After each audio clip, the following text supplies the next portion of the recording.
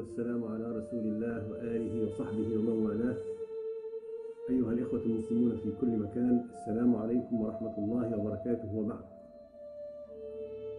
أتوجه برسالة اليوم لأهلنا في شام الرباط والجهاد والعزة والعروبة والكرامة، شام الانتفاض على الذل، شام التصدي للظلم والظالمين، شام التضحية والفداء، شام الرفعة والإباء. فأقول لهم: سلام عليكم أيها الأحبة الأبطال، سلام عليكم أيها المجاهدون الآمرون بالمعروف والناهون عن المنكر، سلام عليكم أيها المظلومون المقهورون المعذبون. Good afternoon, everybody. Today, the government of Libya announced the death of Muammar Gaddafi. This marks the end of a long and painful chapter for the people of Libya. You have won your revolution, and now we will be a partner as you forge a future that provides dignity, freedom, and opportunity. قولوا له: بل أنت زعيم عصابة المجرمين. قولوا له: لقد مضى عهد الإذلال وولى زمن الخداع. Assad will leave power. Assad is standing in their way. And everyone can speculate about what that would mean for President Assad. But the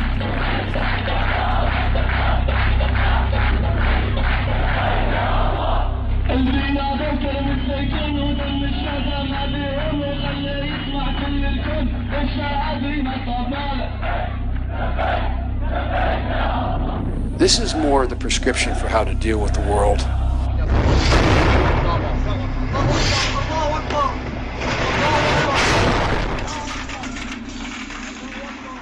What are the forces at play in the world today? A question that remains unanswered by those entrusted to communicate to us the truth. Yet, we ourselves fall short from attaining it, not for lack of access, but because of an unbroken fear that has obscured our vision. They stand as heroes, but in fact are our destroyers, operating behind the shadows of a grand scheme larger than the destruction they themselves conceive. The goal is imperial domination, and only few have risen against them. The goal is total control in a situation where their own cause is defeating them. The world, stock prices fell like the goal dominoes. Comes from no nation, but an outside force that has taken them hostage. Who their players are, we must know now if we are to defeat them. Yet the question remains: will we do so in time, before it becomes too late for yourselves, for your family, your children, and civilization? This is the true story of Syria.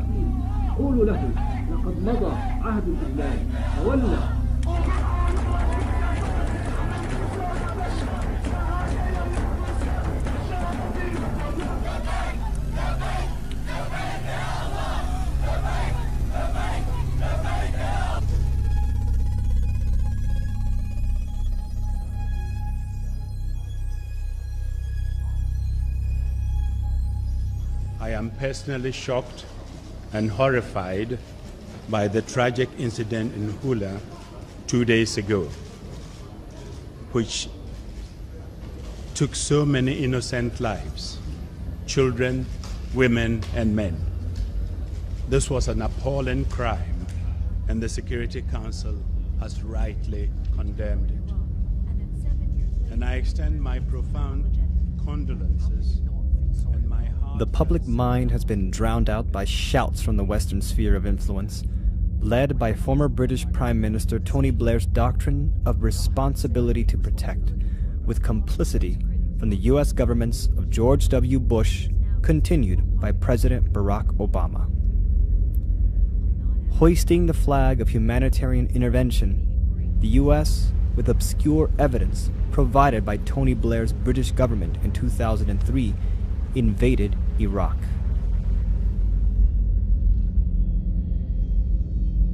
Similar allegations for protecting the people of foreign lands brought about the international military involvement in the war in Libya in 2011 and the Kosovo-Serbian fiasco during the late 1990s.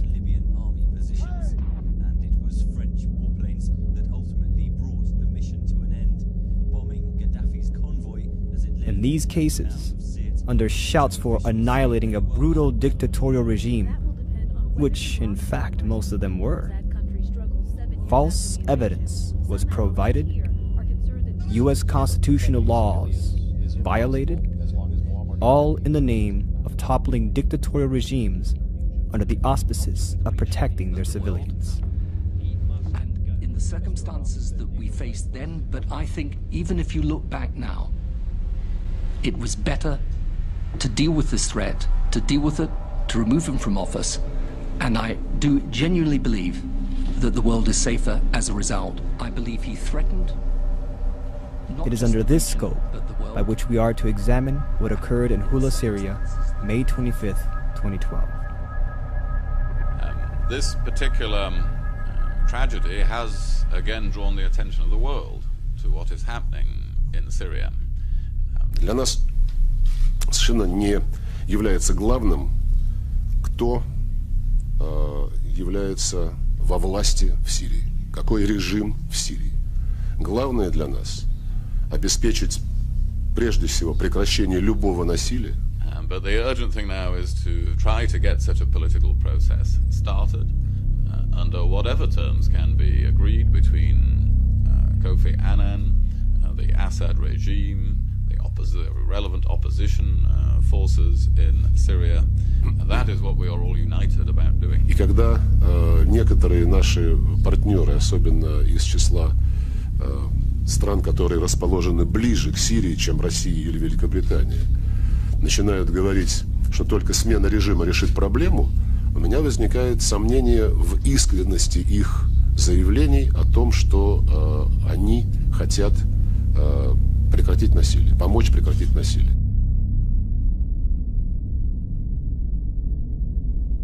In the wake of the Hula massacre, Russia, the strongest proponents for carrying out Kofi Annan's six-point peace plan since he was appointed UN Arab League peace envoy to Syria in late February, led a crucial battle during the weekend of the massacre to determine with conclusive evidence what had actually happened in the brutal events of May 25th.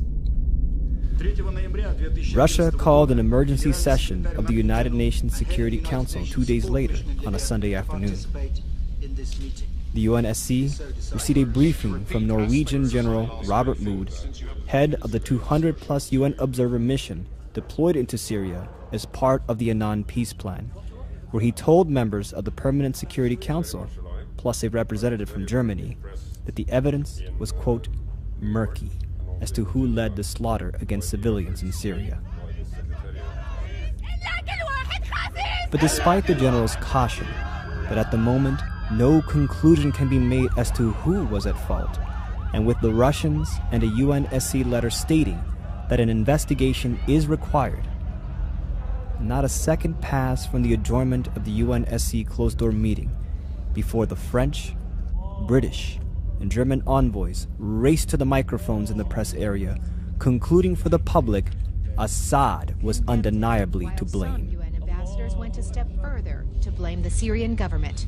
From Germany, there is a clear footprint of the government in this massacre. The Council has issued a strong and united condemnation of the mass killings of civilians on the 25th of May in El Hula, including by artillery, shelling and tank fire from the Syrian regime. That the Syrian government, Russian Deputy Envoy Alexander Pankin was left to explain calmly to the media the true accounts delivered by General Mood, clarifying that the general had established evidence of tanks being present in Hula, a claim used by the British sphere of influence to say those were the footprints of the regime's involvement, but that Mood did not link tank shellings to the number of deaths.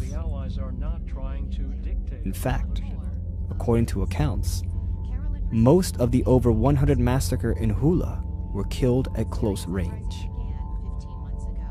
Pankin then raised what the British faction of the West and Arab region wished would have remained unsaid. There is a third force terrorist or foreign intervention at play. Yes, there is a third element, or there are third elements. And these people are not committed to the cause of the Syrian people. They are committed to their own agenda. So Herb Latsius made these remarks 4 days before Hula. However, hours before the atrocity, State Department spokesperson Vicky Nuland recalled the right to enforce Chapter 7, the UN Security Council clause to invoke foreign military intervention by air, land, and sea in the event that Annan's plan proved to be a failure. That it's time, the Secretary's made clear, it's going to be Chapter 7 At the same next. time, every day, dozens of people are getting killed. Was it this third force Latsius warned of days before the massacre who waged the massacre? How could we know? When the British and German envoys screamed Assad to the press before any investigation was allowed to take place. Assad screamed vociferously, drowning General Robert Mood's conclusion that the evidence was murky.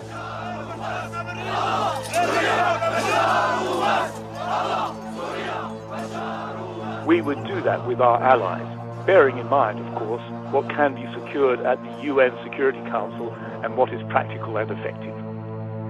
So we're not ruling anything out, but a military intervention in Syria, as I've always pointed out, would have to be vastly greater in scale than was the case in Libya. There seems to me to be only one other alternative. Members of the international community are left with the option only of having to consider whether they're prepared to take actions outside of the Annan Plan and the authority of this council. Within 24 hours of Russia's emergency closed-door meeting, a Syrian rebel spokesman proclaimed that the massacre now justified the opposition's right to end their commitment to Annan's ceasefire, playing right into the hands of what had been the intent of the British with complicity of the U.S. Obama government before and after the atrocity, an end to Kofi Annan's peace plan.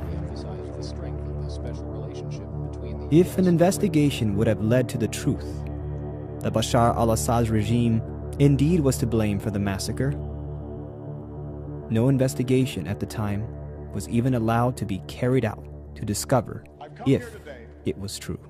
To reaffirm one of the oldest, one of the strongest alliances the world has ever.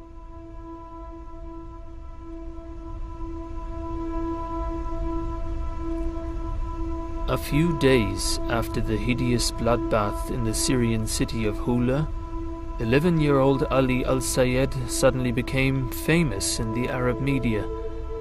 When armed men invaded the house of his family in Hula and murdered all the members of his family in cold blood, little Ali also dropped to the ground. The blood of his dead mother, who lay next to him, colored his clothes red. This saved his life, because the murderers thought that Ali was also dead. It is striking that the 11-year-old Ali twice described the murderers of his family as men with shaved heads and long beards.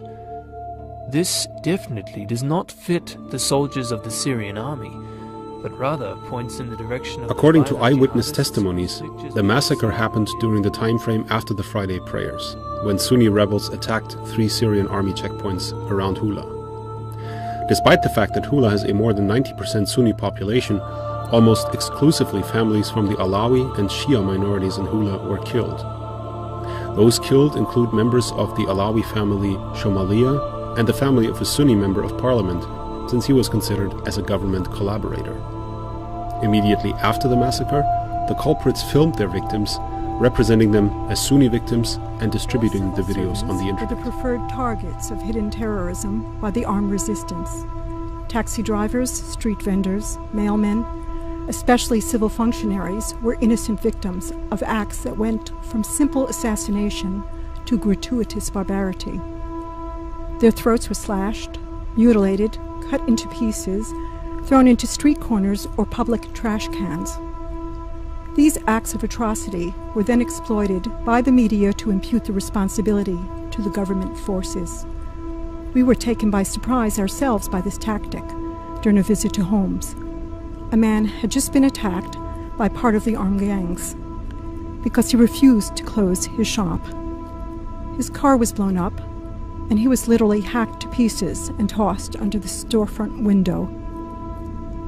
At the moment we were coming by, passers-by opened their mobile phones and were filming, and we overheard one of them say, doubtless talking to one of the satellite TV networks, "This is what Syrian citizens endure at the hands of Bashar al-Assad's death squads." We photographed this event. We then proceeded to take the body of this poor killed man to the hospital. Instead of bringing help to the murdered person, the onlookers filmed it, getting Al Jazeera to believe that the state had perpetrated the crime.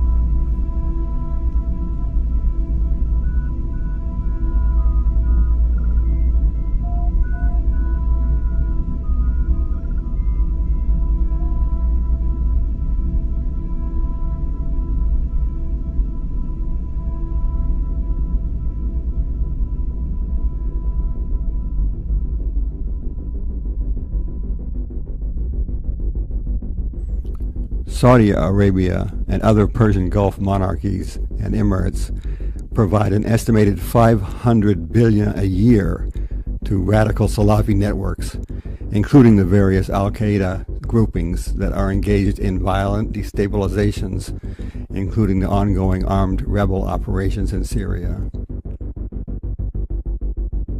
In recent weeks, these funds have facilitated a flow of weapons and paid foreign mercenaries into Syria via bordering countries, including Iraq, Lebanon, and Turkey.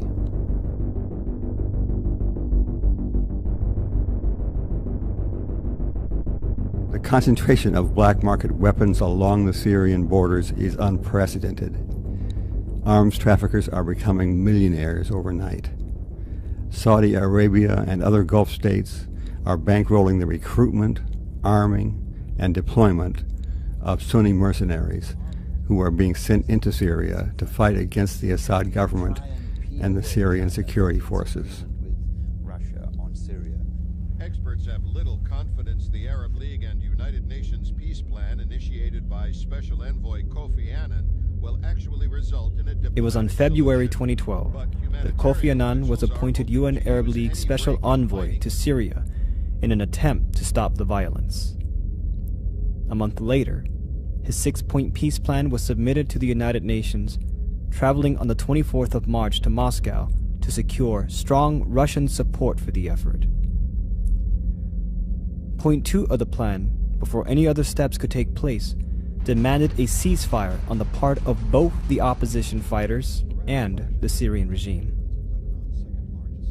But Kofi Annan should have been told, you are dealing with a third element, not two.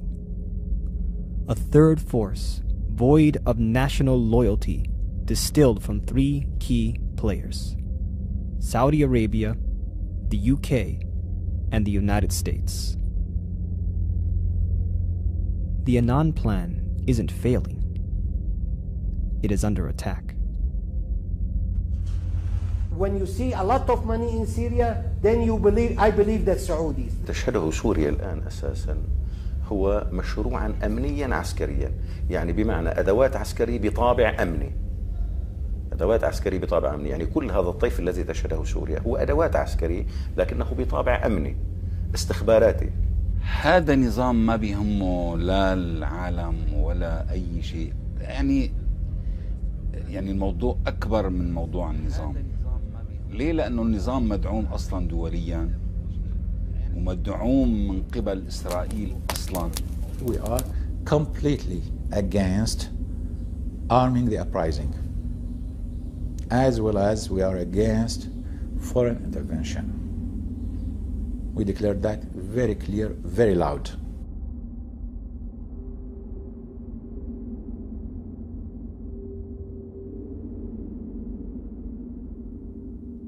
Left unspoken by the British and Obama administration anti-Syrian regime chorus is the fact that their highly praised Gulf partner, the monarchical government of Saudi Arabia, not only has expressed the desire to arm the rebellion, but desire a Libya repeat.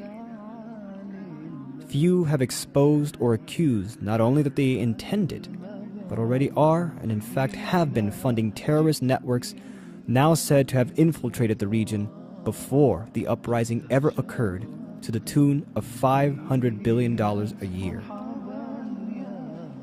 Left unspoken, not out of ignorance, but out of an unofficial commitment to a global imperial agenda in place since September 11th, 2001. I want to welcome His Majesty King Abdullah to the White House. إذا علم أنه سيصل إلى هؤلاء وصولا جيدا بأمانة ودقة، فلا شك إن شاء الله أنه جهاد في سبيل الله، لأن ما قوى شوكة هؤلاء وأضعف شوكة هؤلاء مطلوب شرعا.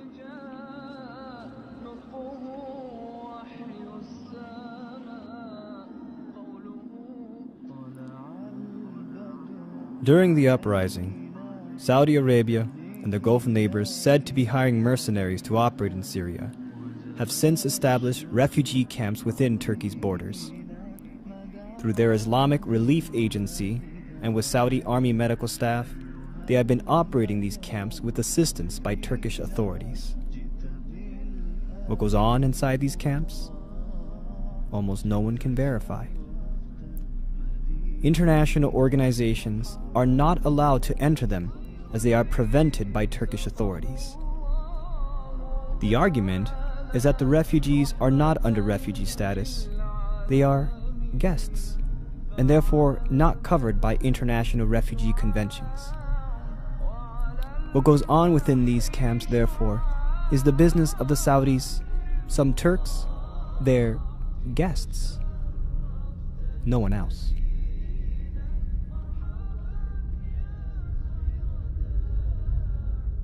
In the same day, the Saudi Arabia's Grand Mufti, al-Ashik, preached jihad for sake of Allah against the Syrian government. King Abdullah of Saudi Arabia, in a meeting in Riyadh with his Jordanian counterpart, proposed negotiations with the Jordanian king to permit weapons shipments into Syria in exchange for economic assistance. Publicly, the exchange was said not to have been accepted, though a Jordanian official commented that the position was unlikely to remain, saying, "We are a non-interventionist country, but if it becomes force majeure, you have to join." Well, I think that it is pretty clear that the rebels have been receiving arms from abroad, and Syrian television has been showing almost daily shipments of arms being smuggled into Syria via Lebanon, Turkey, and other border crossings.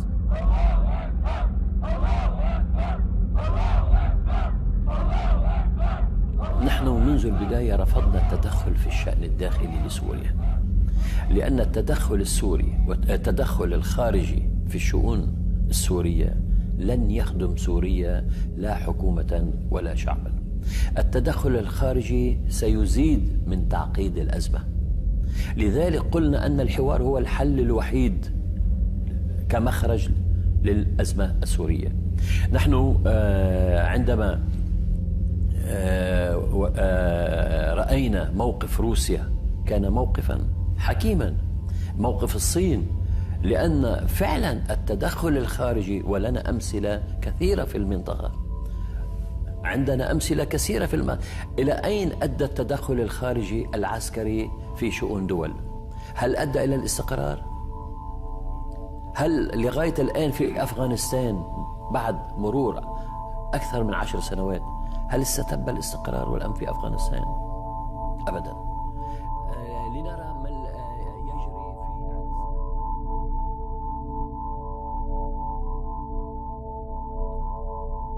Few have dared to come forward under the condition of anonymity, warning that the Saudis are beyond negotiations and public annunciations for jihad against Syria. They are, in fact, working behind the shadows they themselves cast to feed the conflict, sabotaging Annan's peace effort. A top Arab diplomat revealed in publications on March 17th that Saudi Arabia was in the process of delivering equipment to rebel fighters in an effort to militarily overpower the Syrian army. The weapons would be traveling through Jordan, where it was admitted later that Saudi King Abdullah in fact did discuss with the King of Jordan. Later, a Western diplomat in Ankara, Turkey, stepped forward and leaked that rebel fighters are being armed by Saudi Arabia and their Gulf state neighbor Qatar. The diplomat disclosed, though at first, anti-regime activists only smuggled small quantities of light weapons purchased on the black market in Hatay of southern Turkey and brought to Syria's Idlib province. As of late May 2012, the loose assortment of rebel groups had received multiple shipments of arms that included AK-47s, BKC machine guns, rocket-propelled grenades, and anti-tank weaponry from the monarchies of the Gulf. From Ankara, the Western official cautioned, officially, no one will admit it. Nonetheless, the weapons provided by Saudi Arabia and Qatar are going through Turkey, with Turkish intelligence units fully aware, as they are responsible for vetting who is eligible to receive arms and who is not. A vetting procedure that both U.S. officials and Arab intelligence officers have informed journalists that a small number of CIA officers in southern Turkey are similarly involved in, all intersecting the unverified activities of Saudi Arabia's Islamic Relief Camp and their guests. للتطلعات والمطالب المشروعة للشعب السوري في الحرية والديمقراطية وحقه في رسم مستقبله واختيار حكامه وفي التداول السلمي للسلطة، إدانة أعمال العنف والقتل وإيقاف نزيف الدم والتمسك بالحل السياسي والحوار الوطني ورفض التدخل الأجنبي في الأزمة السورية التي تعيشها الشعوب العربية المنطقة العربية. هنا أن يساهم في الحفاظ على أراضيها وسيادتها الإقليمية التي تعيشها الشعوب العربية. لا أحد يريد الإضرار بسوريا، ونحن نعم مع فكرة تسليح المعارضة التي تقاتل من أجل حريتها وحياتها. تناقش وأيضا المنطقة العازلة هل ستناقش؟ وهناك واضح خلاف بين الطرفين. تبغى تدخل بيننا خلاف وما في خلاف، هذا شيء ثاني. بس قلنا النقاط الأربعة ايش بتقول؟ ايش بتقول النقاط الأربعة؟ اللي هي إيصال مساعدات ودعم غير مسلح، الدعم غير ليثل. اي طيب لا يكون هذا في أنظمتهم ماشي كذا، بس تسليح المعارضة واجب أعتقد، لأنه ما تقدر تدافع عن نفسها إلا بس للأسف. Prince Saud Al Faisal's declared duty was followed with his Qatar partners hosting an announcement by businessmen in the Qatari capital, the creation of a $300 million fund for the rebellion. Though announced in June, Wael Mirza, one of the sponsors of the fund, admitted that the fund had been established long ago, for months, to, quote, support all components of the revolution. However, this figure is merely a drop in the bucket in comparison to the yearly $500 billion channel of money flows to overall Salafists and al-Qaeda-linked groupings from the Gulf states and Saudi Arabia.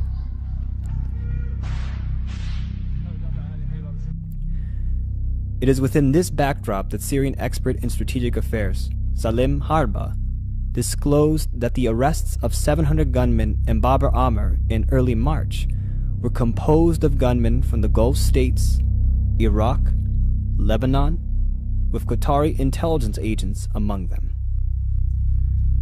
Salim said these men were stripped of weapons made in Europe, America, and Israel, including Israeli grenades, night binoculars, and communication systems.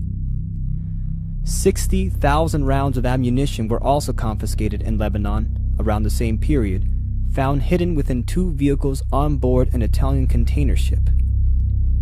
Intercepted in the Mediterranean Sea, like the seizure in Bab el-Amr, officials found rocket-propelled grenades and heavy-caliber ammunition.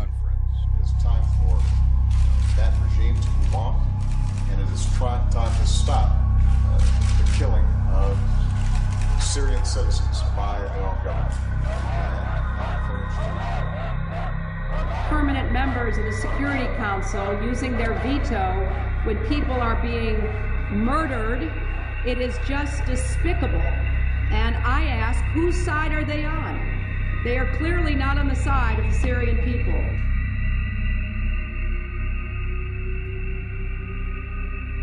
Why has so much attention been given towards the Russians as the purveyors of injustice, when the mounting evidence is clear that our eyes should be focused on Saudi Arabia and understanding why the conflict in Syria has yet to cease?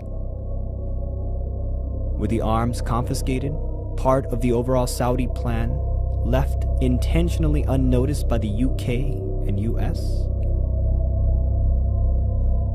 Or perhaps was it simply just Saud al-Fazl's duty?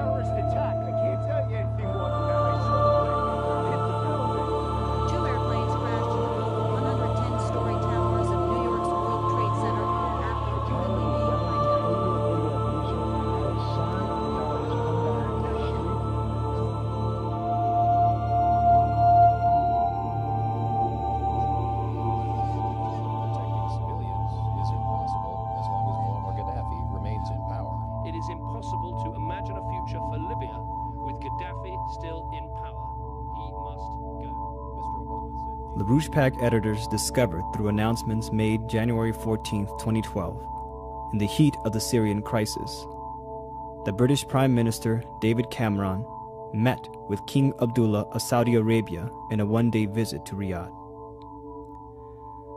The British Prime Minister's office in Downing Street disclosed that the purpose of the meeting was to discuss the importance of the United Kingdom-Saudi bilateral relationship, agreeing to strengthen cooperation in a range of areas from that already in existence. They also shared concerns about the situation in Syria. Most telling was revealed by former British ambassador to Saudi Arabia, Sir Alan Munro, who told Sky News, "It is very important that David Cameron takes this opportunity to re-establish the sort of mutual confidence at the top level that its predecessors, ever since Margaret Thatcher, have sustained with Saudi Arabia as an important partner." It was then noted that British defense manufacturer BAE Systems has interest in Saudi Arabia, which at the time of the meeting were working to expand a large Typhoon Eurofighter contract with the Saudis. What was revealed was acknowledgement that the nature of the meeting between Cameron and King Abdullah was to sustain a mutual confidence initiated by former British Prime Minister Margaret Thatcher. Shocked, but composed and determined. Thatcher's initiation was with Saudi Prince Bandar bin Sultan in 1985, the Al Yamama deal involving BAE Systems. Bandar, Thatcher, BAE, all tied to a slush fund deal that intersects and directly traces to the financing of two of the hijackers of September 11th, 2001.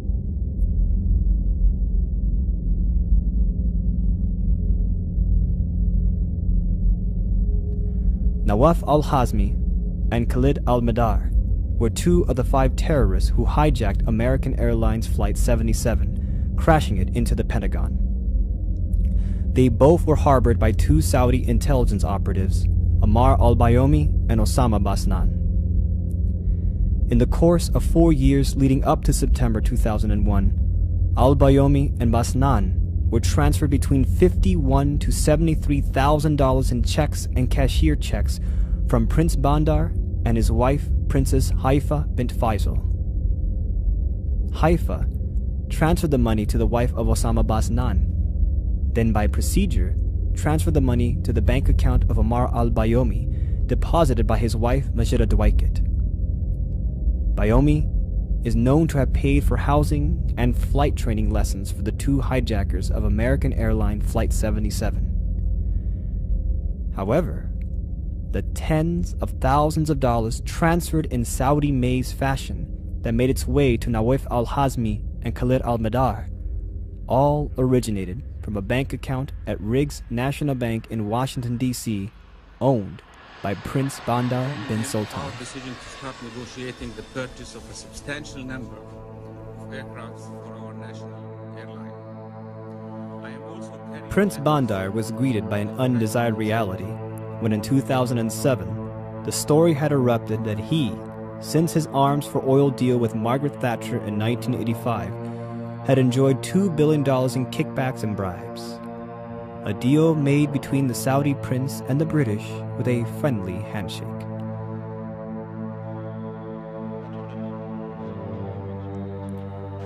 However, the overall Al Yamama deal for BAE weapons in exchange for Saudi oil during the 22-year span between 1985 and 2007 shored up $80 billion to $100 billion that was never accounted for. Money from the Al Yamama deal has been traced to clandestine operations, to arms purchased from Egypt and sent to the beginning stages of Al-Qaeda, the Mujahideen. Tens and thousands of dollars were directly given to 2 of the 9/11 hijackers, whose funds originated in the same bank account of Saudi Prince Bandar, who for 22 years received billions of dollars for brokering the Al Yamama BAE for Saudi oil exchange with British Prime Minister Margaret Thatcher.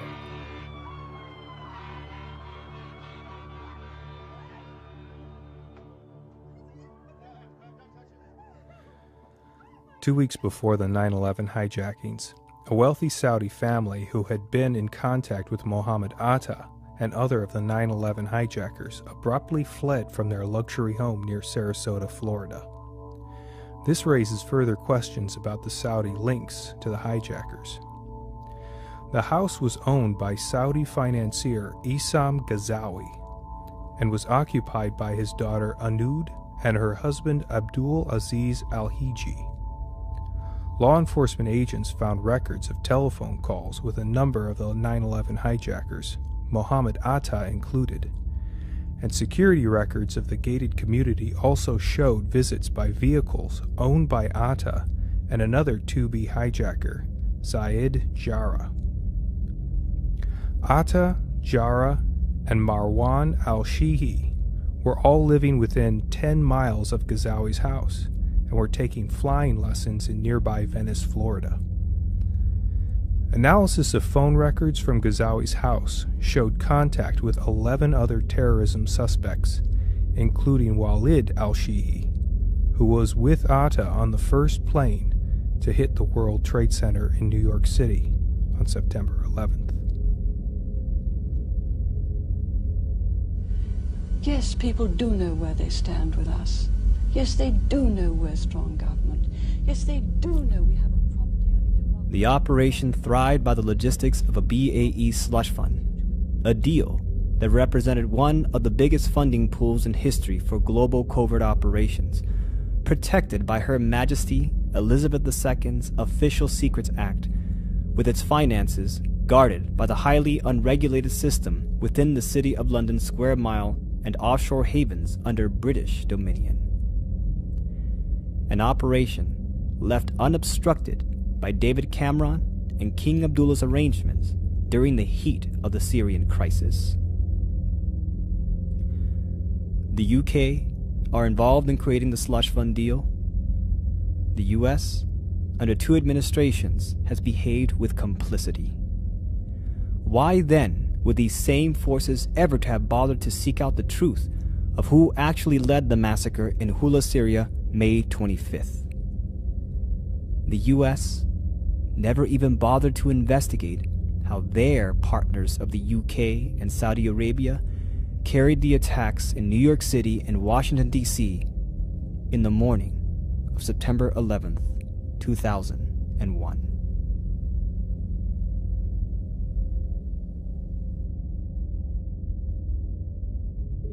يضم مجموعة من اللصوص السراق الذين ينهبون ثروات سوريا وخيراتها بالحديد والنار. هذا هو النظام الشرير الذي تواجهه الأمة المسلمة داخل سوريا وخارجها، وهو نظام سرطاني خبيث يخنق الأحرار في سوريا ويطاردهم خارجها، ولا علاج معه إلا الاستئصال. ومن حق أهلنا في سوريا ومن حق الأمة كلها أن تستخدم ما تراه من وسائل لاستئصاله. إذا أردنا الحرية فيجب أن نتحرر من هذا النظام، وإذا أردنا العدالة فيجب أن نقتص من هذا النظام، وإذا أردنا الاستقلال فيجب أن نقف في وجه هذا النظام، وإذا أردنا المقدس فيجب أن نزيح هذا النظام. يا أسود الشام.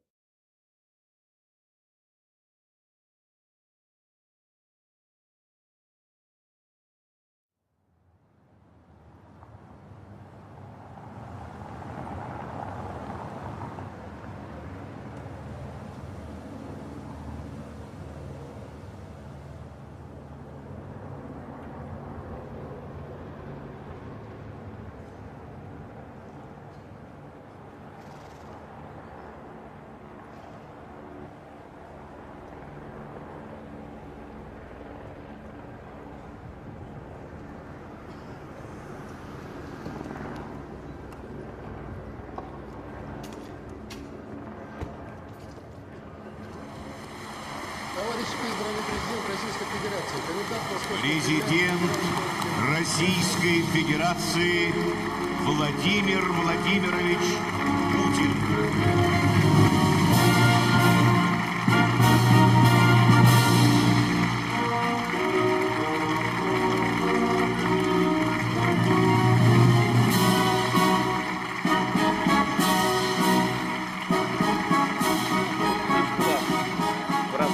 Общего жестокого врага. Все мы обязаны помнить, почему началась война, и анализировать ее уроки. Ведь они по-прежнему актуальны. И сегодня хочу подчеркнуть: строгое соблюдение международных норм, уважение государственного суверенитета и самостоятельного выбора каждого народа – это одна из безусловных гарантий того, что трагедия прошедшей войны никогда больше не повторится. Россия последовательно проводит политику по укреплению безопасности в мире. What has stood in the way against the intended outcome of a global Black Ops operation has been the Russians and a minority of patriots within the United States.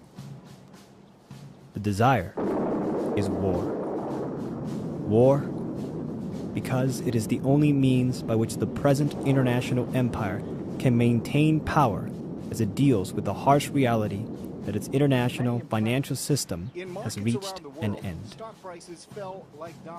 They would rather see a world engulfed by war, savage destruction, and famine then witnessed the rise of an alternative, asserted through the powers of national sovereignty against the ancient rule of monetary law. Tragedy has again drawn the attention of the What you have been told about Syria is worse than a fabrication. It is a lie. It is not about Assad. It is not about Syria or simple regime change. It is about carrying out the intended outcome of September 11th, 2001. It is about maintaining the unbroken process of the attacks as part of a global covert operation to preserve the immortal existence of the Roman Empire. You say, this sounds crazy? You need to grow up.